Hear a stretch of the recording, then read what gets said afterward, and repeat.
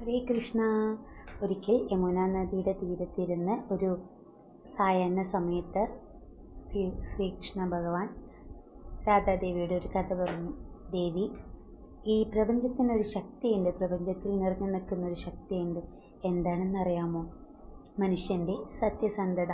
ആ മനുഷ്യൻ്റെ സത്യസന്ധത അറിയണമെങ്കിൽ ഒരു കുട്ടിയുടെ കഥ കേൾക്കണം എന്നും പറഞ്ഞ് ഭഗവാൻ ഒരു കഥ രാധാദേവിക്ക് പറഞ്ഞു കൊടുക്കുകയാണ്. ആ കഥ നമുക്കും കേൾക്കാം. ഒരു ഗ്രാമത്തിലെ പാവപ്പെട്ടൊരു പെൺകുട്ടി, മായ എന്ന് പറയുന്ന ഒരു പെൺകുട്ടി ജീവിച്ചു വന്നു. ഒരു രോഗം മൂലം അവളുടെ അച്ഛൻ മരണപ്പെട്ടു. അമ്മയും ഇപ്പോൾ കിടപ്പ് രോഗിയാണ്.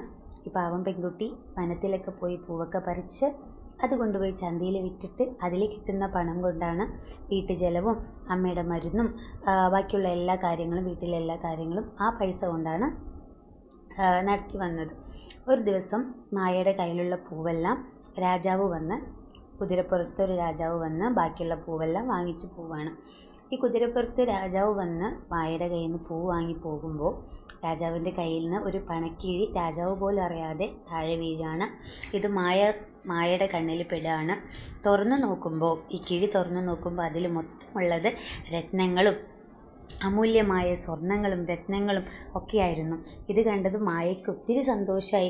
ആ പൈസ എടുത്താൽ എൻ്റെ അമ്മയ്ക്ക് ഒരുപാട് മരുന്ന് മേടിക്കാം, അമ്മയെ വലിയ ആശുപത്രി കൊണ്ട് കാണിച്ച് രോഗം മാറ്റാം എന്നൊക്കെ വിചാരിച്ച് ഒരുപാട് സന്തോഷപ്പെട്ടു. പെട്ടെന്ന് മായയുടെ മനസ്സിലേക്കൊരു ചിന്ത കടന്നു വന്നു. മായയുടെ അച്ഛൻ പറഞ്ഞ ചിന്ത, മോളെ, സത്യസന്ധത കളഞ്ഞ് നമ്മൾ ഒരു നിമിഷം പോലും ജീവിക്കരുത്.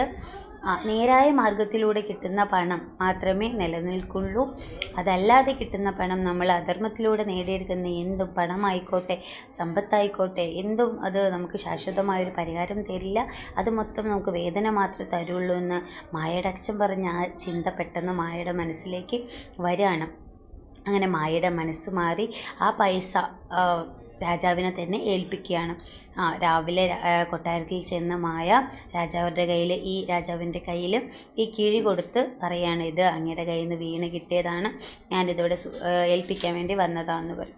രാജാവ് പറഞ്ഞു, മോളെ, ഇതിലുള്ള ഒരു രത്നം എടുത്താൽ തന്നെ നിനക്ക് എന്ത് ചെയ്യാം, നിൻ്റെ കഷ്ടപ്പാട് മൊത്തം തീർക്കായിരുന്നില്ലേ, എന്നിട്ടും നീ എന്താണിത് എനിക്ക് തിരിച്ചേൽപ്പിക്കുന്നത് ചോദിച്ചപ്പോൾ അങ്ങ് പറഞ്ഞത് ശരിയാണ്, പക്ഷേ അതെൻ്റെ മനസാക്ഷിക്ക് തെറ്റാണെന്നറിയാലോ.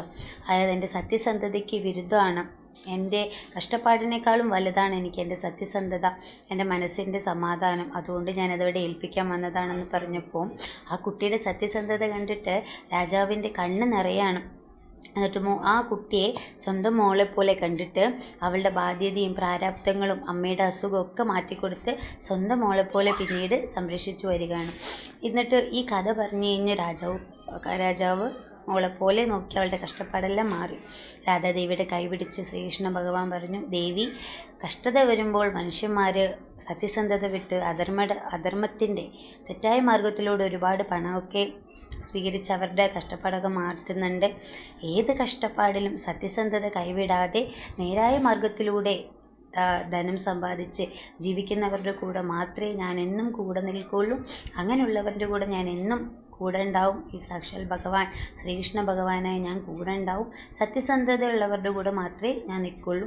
ഏത് അധർമ്മത്തിലും സത്യസന്ധത വിടാതെ നേരായ മാർഗത്തിലൂടെ പണം സമ്പാദിക്കുന്നവരുടെ കൂടെ മാത്രമേ ഭഗവാൻ ഉണ്ടാവുള്ളൂ. എല്ലാവർക്കും നേരായ മാർഗത്തിലൂടെ പോകാനും സത്യസന്ധത വിടാതെ ജീവിക്കാനും കഴിയട്ടെ. എല്ലാവർക്കും ഭഗവാന്റെ അനുഗ്രഹം ഉണ്ടാകട്ടെ.